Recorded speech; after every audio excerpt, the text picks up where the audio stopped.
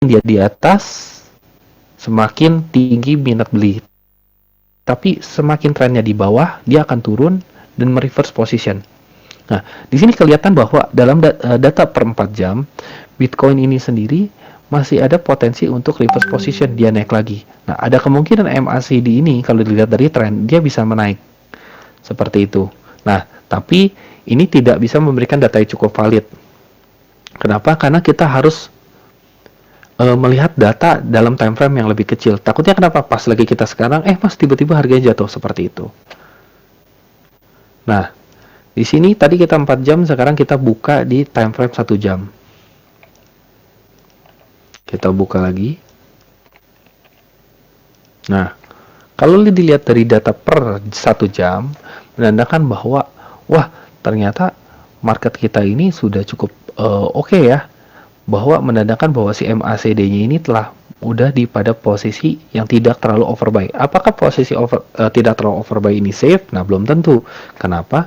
Karena sebenarnya di mana-mana market Wells itu selalu turun dulu ke bawah baru naik ke atas. Oke.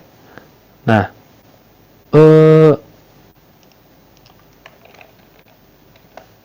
bentar ya, ini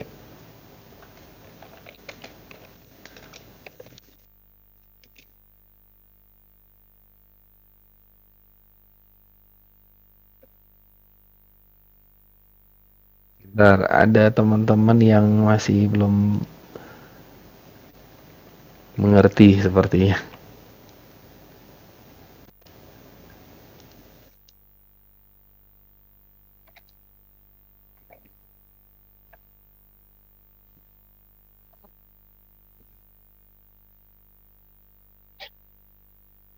Oke, kita lanjut ya. Nah, kalau dilihat dari rata-rata seperti ini, apakah market ini saat ini entry-nya cukup bagus? Ya. Nah, kalau dilihat dari data di sini, kalau teman-teman jadi scalper, masuk di sini, ya, masuk di area sini, jual di sini, berarti kan teman-teman sebenarnya mendapatkan keuntungan yang lumayan. Kalau kalian teman-teman jadi scalper, berapa sih untungnya kalau misalnya tadi saya masuk trading jam 2 pagi, terus saya jual jam 12 siang. Nah, kalau dari sini, dari data tersebut, teman-teman bisa mendapatkan opportunity sekitar 1,7%. Itu trading harian loh. Benar-benar posisinya saya masuk, saya jual, udah kayak gitu aja. Nggak pakai tektok-tektokan terlalu signifikan, enggak. Lumayan nggak? Lumayan lah. Seperti itu. 1,7% kalian bisa dapatkan dalam waktu 1 hari. Nah, kalau kalian trading konsisten, bisa cari profit 1%. Kalian misal 1% 1 hari. Seperti itu.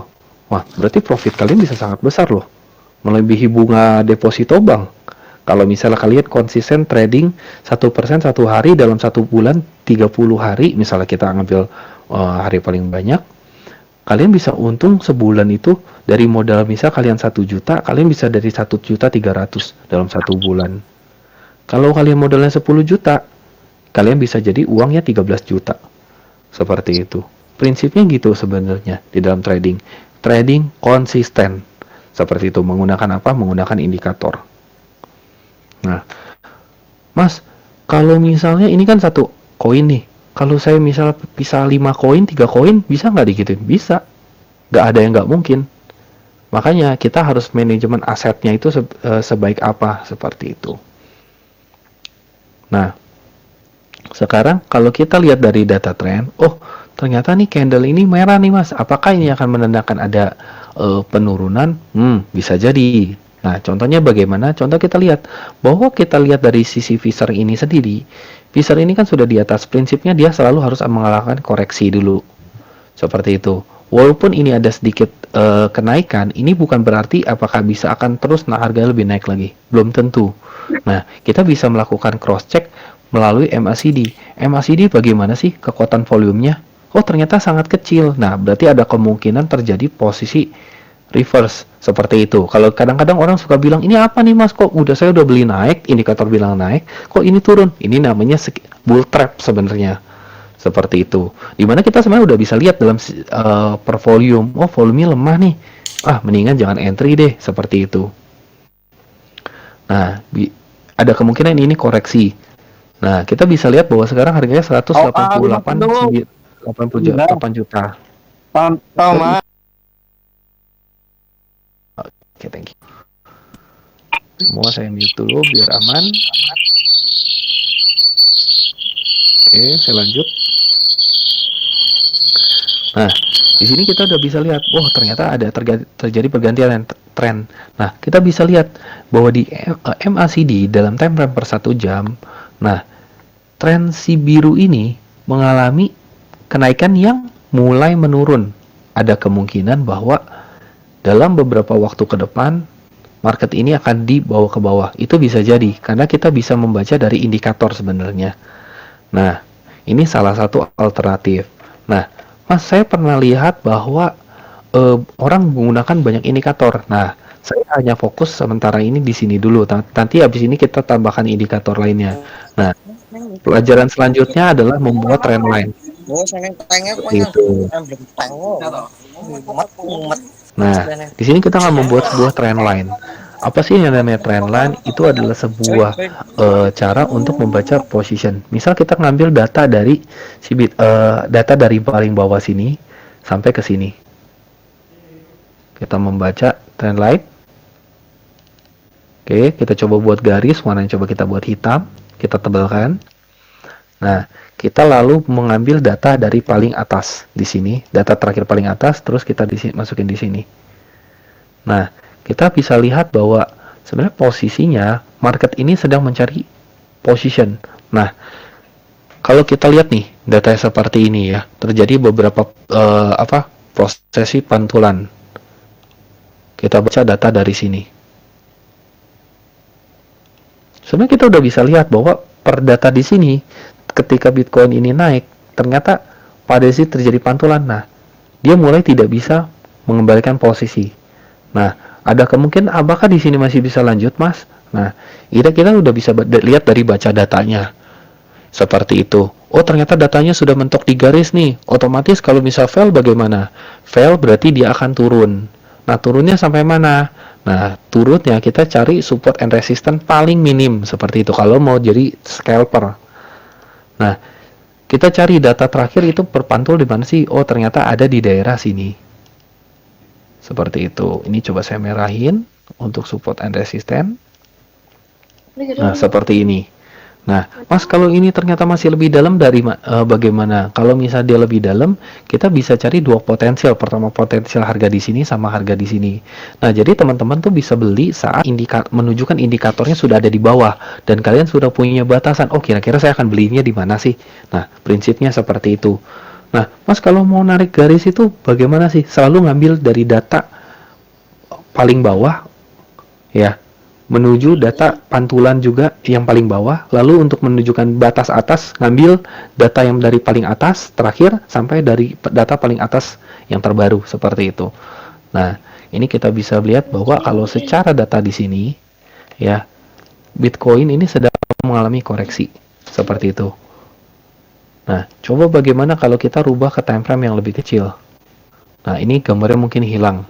Nah, di time frame yang lebih kecil ya, kita bisa lihat bahwa menandakan, oh ternyata MACD udah mengalami crossing, Fisher telah mengalami tren turun, ya kan? Apa yang akan terjadi? Maka dari data yang kita terima sekarang, menyatakan bahwa oh ternyata dari volume juga turun, Bitcoin dalam beberapa waktu depan akan mengalami down, seperti itu.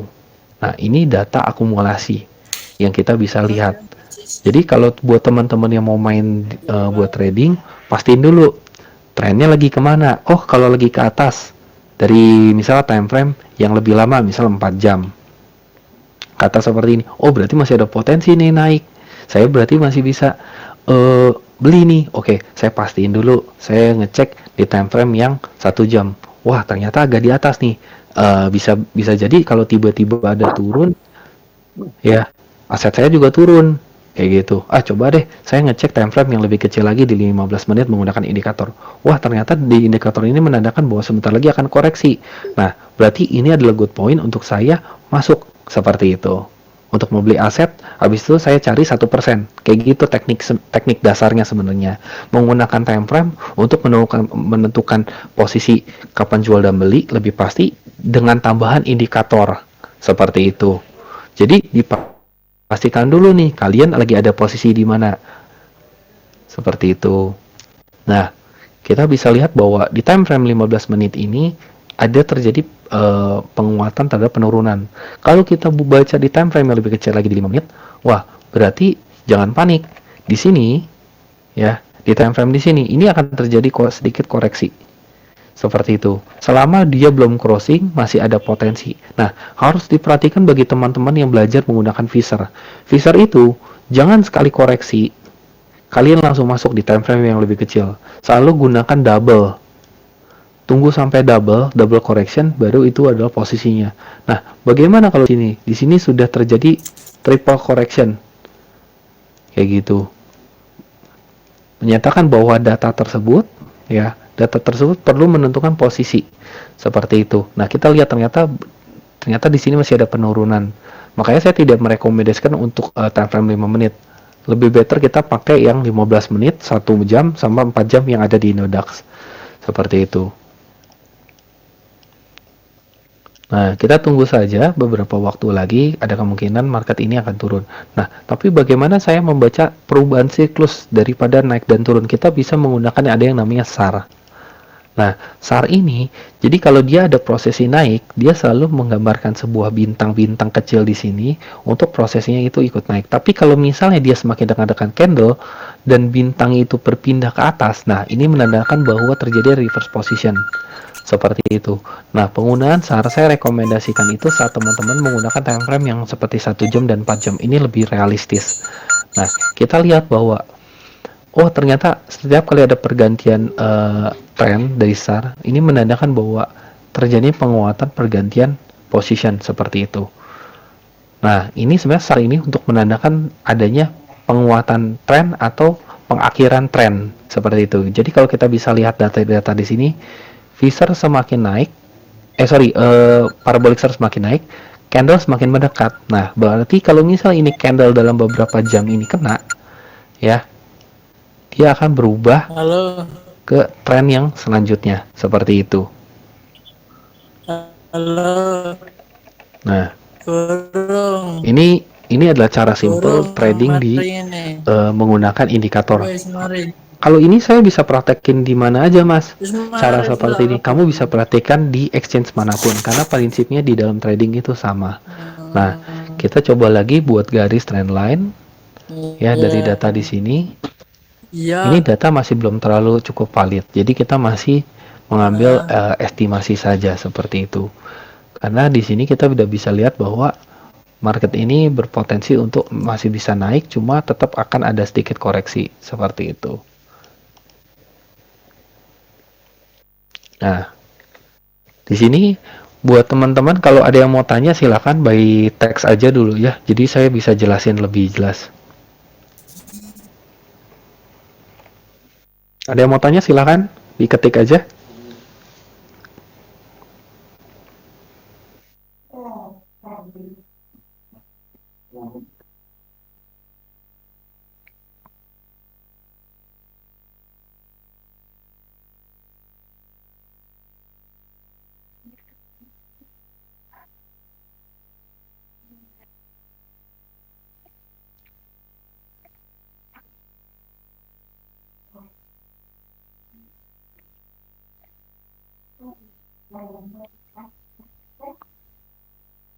Oke, pertanyaan dari Punixon. Berarti kalau SAR itu kalau misal semakin jauh jaraknya ke candle semakin naik ya, Bro? Iya, betul. Kalau pada posisinya itu SAR-nya ada di bawah. Tapi kalau SAR-nya ada di atas dan candle-nya menjauh, berarti emang dalam beberapa waktu ke depan, data tersebut menunjukkan bahwa terjadinya potensi candle itu akan down-nya cukup besar. Nah, jadi teman-teman sebenarnya bisa lihat dari sini. Ya, ini karena kita menggunakan data ya. Karena semakin ini jaraknya semakin jauh, potensinya di sini akan semakin besar untuk turun. Nah, kalau semakin dia dekat, berarti telah terjadi pergantian posisi. Seperti itu. Itu prinsip di SAR. Nah, makanya SAR ini sangat membantu untuk melihat bahwa ternyata ada potensi untuk lanjut atau enggak seperti itu. Nah, kalau kita lihat dari sini, dari data 1 jam ada potensi untuk berganti. Kalau kita lihat data dari 15 menit, coba kita rubah. Coba ini saya bersihin dulu.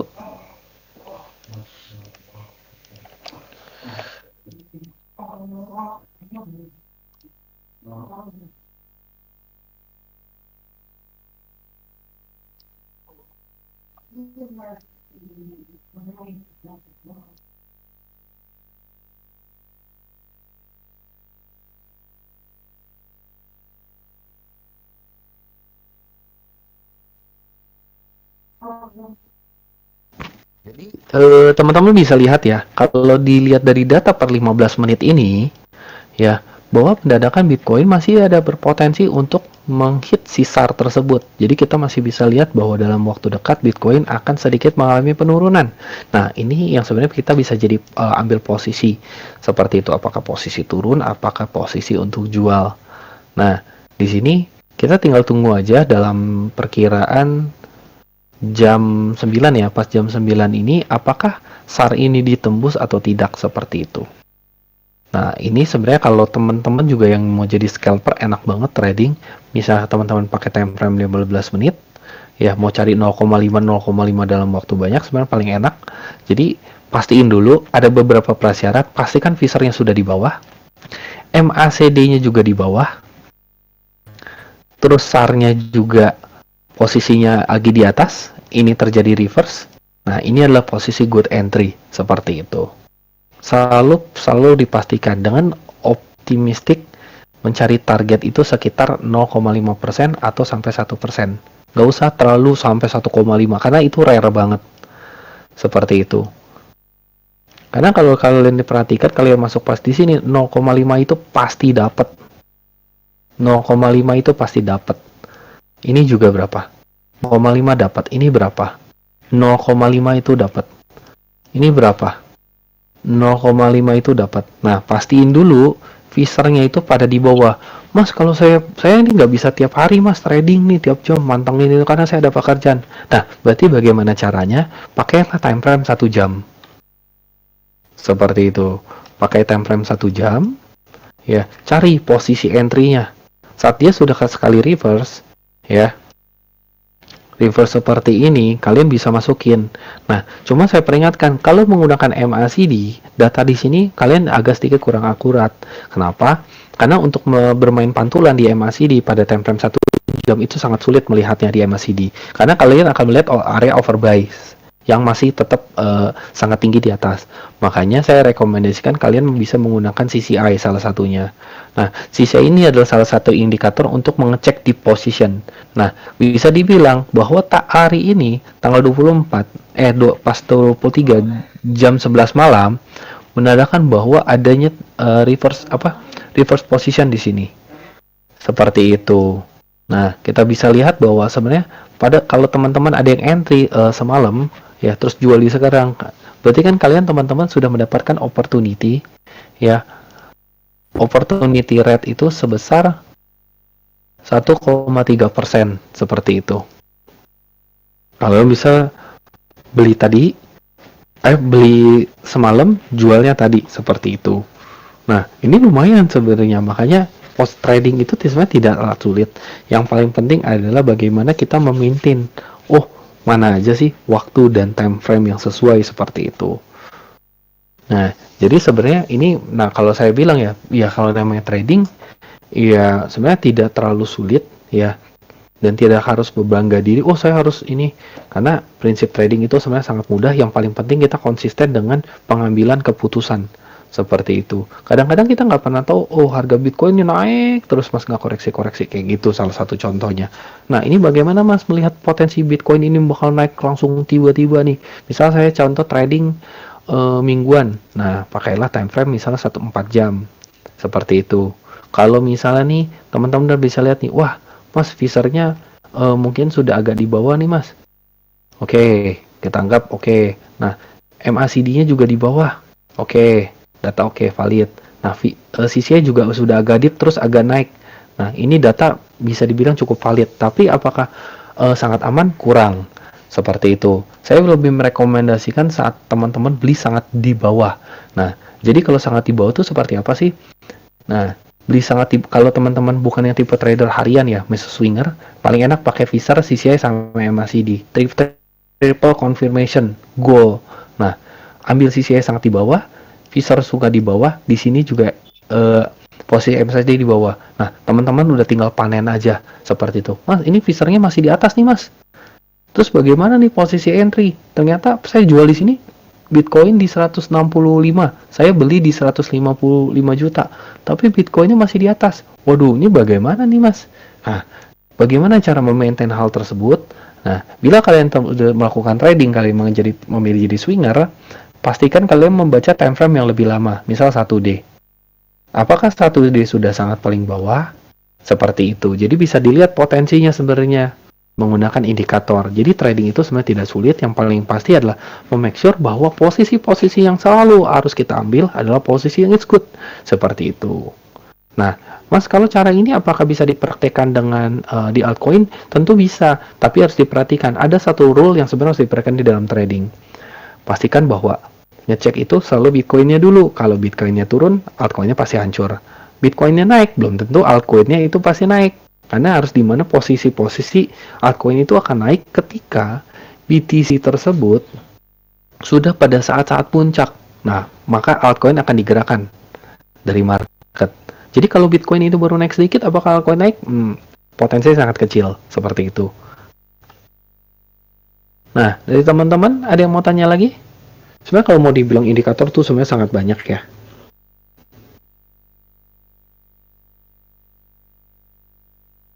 Oke, mungkin kalau kita ngomongin trailing stop itu saya ngomongnya dalam kapasitas di Dodax ya. Jadi mungkin trailing stop itu kita praktekin di Binance seperti itu. Mungkin next time kalau yang buat itu, cuma saya bisa suggest bahwa Bitcoin ini harga masih sangat tinggi ya. Tapi kalau dilihat dari potensi di 3D, ya kita bisa melihat bahwa sebenarnya Bitcoin sampai per waktu ini ya, sampai per waktu ini masih belum menandakan adanya potensi koreksi. Seperti itu, karena VISAR ya belum cross, MACD-nya untuk volume per 3 hari masih kuat, seperti itu. Tapi kalau kita melakukan pengecekan dalam TF1D, nah ini sebenarnya sudah cukup sangat besar. Nah, hati-hati, kalau mau ngecek bahwa ini kita benar-benar di pucuk nih, CCI-nya apakah benar-benar akan terjadi penurunan, ya, ini cara gampangnya. Nah, bila ada terjadinya potensi koreksi yang sangat besar, pastikan dulu kalian mengambil data yang cukup valid. Contoh, misalnya kita lihat dari sini, misal TF1D, kita menggunakan VISAR, CCI, MACD. Nah, CCI itu hanya dipergunakan untuk membaca tren secara lebih cepat seperti itu.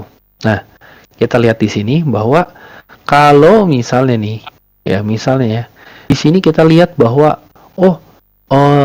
si VISAR udah terjadi crossing di sini.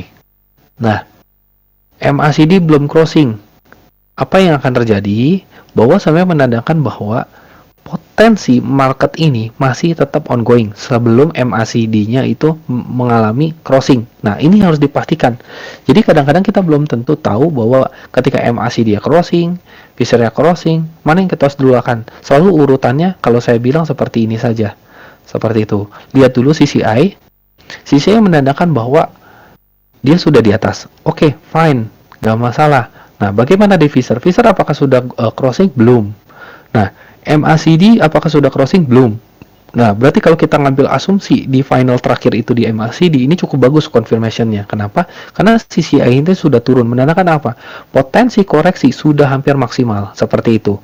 Kalau terjadi seperti ini, sudah terjadi ada dipping position seperti ini di CCI, dan VISAR juga sudah agak ke dalam, ya, dan MACD pada saat ini sudah mengalami crossing, ya, crossing di sini, dan terjadi penurunan di sini, oke, berarti teman-teman sudah bisa lepas. Kenapa? Area ini sudah area triple overbought. Seperti itu. Masuklah pada saat market sudah di bawah, ada golden cross pada MACD. Visor juga jangan lupa, ilmunya di visor itu harus wajib melihat potensi dua kali koreksi di visor, dan untuk di CCI sama. CCI itu kalian harus pastikan bahwa di konfirmasi kedua CCI juga menembus dalam. Nah, berarti kalian bisa dapat harga lebih deep. Seperti itu. Terus saya bisa membaca harganya naik sampai berapa, Mas? Nah, kalau harganya sampai naik berapa, kalian harus belajar lagi yang seperti ilmu yang sudah di-sharingkan, yaitu adalah membuat support and resistance seperti itu. Naiknya sampai berapa, supportnya sampai berapa. Kalian sebelum membaca indikator, buatlah garis terlebih dahulu dalam membuat trading plan kalian. Seperti itu. Nah, kita bisa lihat sebenarnya data dari sini pada bulan Mei, itu bisa dilihat bahwa sebenarnya di sini ada terjadi sebuah resisten. Nah, kita bisa mengambil support terdekatnya di sini. Nah, begitu sebaliknya. Kalau Bitcoin juga jatuh, carilah resisten terdekat dan support yang pernah terdekat seperti itu. Nah, ini adalah data akumulasinya, teman-teman bisa praktekin. Mungkin hari ini sekadar ini saja, teman-teman harus cobain sendiri. Saya tidak bisa bilang bahwa Bitcoin ini hari ini naik atau bagaimana. Kalau teman-teman minta direkomendasikan, saya lebih merekomendasikan untuk save aset terlebih dahulu, seperti itu. Karena kita harus melihat dulu potensi Bitcoin ini akan sampai mana. Tapi kalau kita melihat dalam sisi data ya, sisi data dari CCI sama Visor sama MACD ya, triple confirmation down. Apa yang akan terjadi kalau bagi teman-teman yang baru entry misalnya hari ini ya, misalnya baru sekitar dari jam 7 pagi sampai jam sekarang, better kalian jual dulu sedikit terus nanti beli di bawah, seperti itu. Itu saja sharing dari saya. Kalau ada yang mau tanya boleh diketik saja ya.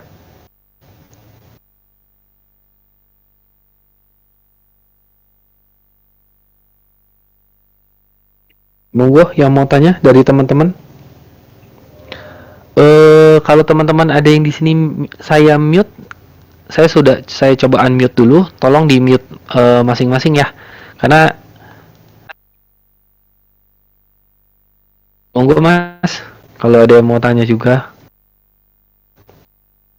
buat teman-teman di sini.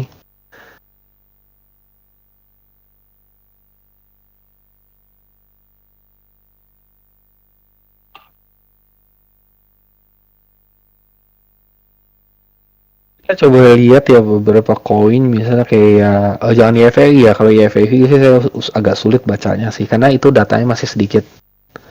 Misalnya kita pakai, iya, kalau Visa sama CCI pastikan ada 2 kali confirm bawah. Tapi jangan tergantung pada satu time frame ya. Indikator boleh, misal standar 2 atau 3 atau 1 juga nggak masalah. Tapi pastikan dulu penggunaan time frame-nya, seperti itu. Karena ada beberapa trader yang seperti kita lihat, dia cuma pakai satu indikator, sebenarnya nggak ada masalah. Tapi dia biasanya trader tersebut selalu membaca trennya terlebih dahulu atau time frame terlebih dahulu. Kalau RSI berguna kok. RSI salah satu indikator yang sebenarnya teman-teman bisa gunakan. Sebenarnya RSI itu digunakan untuk membaca dipping position, seperti itu. Nah, tapi saya lebih merekomendasikan sebenarnya penggunaan RSI itu lebih baik digunakan pada time frame yang lebih lama, seperti 1 jam sampai 4 jam. Kalau buat scalper pakai RSI kayaknya kurang deh. Mendingan kalau scalper itu pakai CCI sama Visor kombinasi saja, seperti itu. Itu udah cukup. Lalu nanti kalian bisa buat garis yang untuk melakukan pembacaan trendline, seperti itu. Karena kalau kita contoh ya, misalnya kita pakai RSI. Nah, ini agak sulit. Kenapa? Karena posisinya itu teman-teman belum bisa tahu apakah ini sudah dip, apakah ini belum dip. Maksudnya posisinya kayak gitu. Nah, ini yang agak kesulitan. Kalau membaca RSI sebenarnya simpel-simpel aja. No, sekarang dia turun RSI-nya. Makanya saya tidak merekomendasikan untuk menggunakan RSI di time frame buat trading ya seperti ini. Karena posisi RSI itu bakal bagus kalau teman-teman udah benar-benar dapat pada posisi yang paling bawah. Tapi apakah ketajaman tersebut sangat akurat? Saya lebih merekomendasikan menggunakan kombinasi MACD, Visor, dan CCI seperti itu. Tapi kalau teman-teman pengen trading yang lebih lama, misal pakai time frame 4 jam, apakah oke? Nah, di sini buat teman-teman ini sangat efektif kalau misalnya mau menggunakan indikator RSI pada time frame 4 jam. Seperti itu. Kalau time frame seperti penggunaan RSI, saya tidak merekomendasikan. Kalau misal pakai mungkin sejam boleh, cuma masih kurang good. Tapi kalau mau yang cukup perfect, cari deep position, pakailah di time frame 4 jam ke atas seperti itu. Nah, kita lihat nih. Buat teman-teman ya, jangan lupa nih. Ini kita sudah di atas loh. Ya. Selalu RSI itu pelan-pelan dia akan turun. Nah, ini yang harus teman-teman waspadai. Karena kita belum tahu apakah dia akan naik cukup signifikan atau enggak. Tapi prinsipnya seperti ini. Sudah sekali naik panjang, dia pasti akan penurunan drastis dan sampai penurunan drastis. Nah, kita bisa lihat apa yang akan terjadi bila kita ngecek data dari bulan seperti ini. Kayak gitu. Nah, di sini di bulan Agustus menyatakan bahwa ketika market ini sudah overbought, nah teman-teman tidak direkomendasikan sudah untuk membeli sebenarnya. Seperti itu kalau menggunakan RSI, karena bisa jadi ada koreksi sampai yang signifikan di sini. Karena mengambil posisi lebih baik kalau untuk RSI pada time frame yang lebih panjang kayak gitu. Tapi kalau teman-teman pengen, Mas kok itu bisa naik turun, kalau gitu saya dari kemarin bisa untung dong. Nah, makanya saya tidak kurang merekomendasikan menggunakan RSI pada market seperti ini. Kombinasi cukup 3 kalau dari saya. Untuk bermain kombinasi ya, kombinasi indikator saya cukup 3. CCI, Visor, indikator. Kalau SAR boleh jadi tambahan. Kayak gitu. Tapi kembali lagi, indikator apakah 100%? Enggak. Kalau saya bilang indikator cuma 90%. Tapi kenapa? Karena ada faktor-faktor yang kita tidak bisa tentukan, seperti ada orang tiba-tiba beli Bitcoin banyak, ada orang yang tiba-tiba jual Bitcoin banyak, seperti itu. Nah, kalau SNR, cara buat garisnya, saya sangat merekomendasikan itu buat garis pada time frame yang lebih lama, seperti misal 1 jam, atau 4 jam, seperti itu. Buatnya dari time frame dulu, karena kita harus memastikan dia benar-benar kalau apes pantulannya sampai mana, dari naik sampai kayak gitu. Tapi kalau ingin menggunakan data yang lebih, mas saya mau scalping aja deh, cepet-cepet aja, ya udah, berarti tarik data dari 1 jam sampai 15 menit, kayak gitu. Tapi emang akan kerepotan juga sih narik datanya, karena banyaknya banget garis-garis yang harus teman-teman coret-coret kayak gitu. Ada lagi dari teman-teman? Monggo kalau ada yang mau tanya.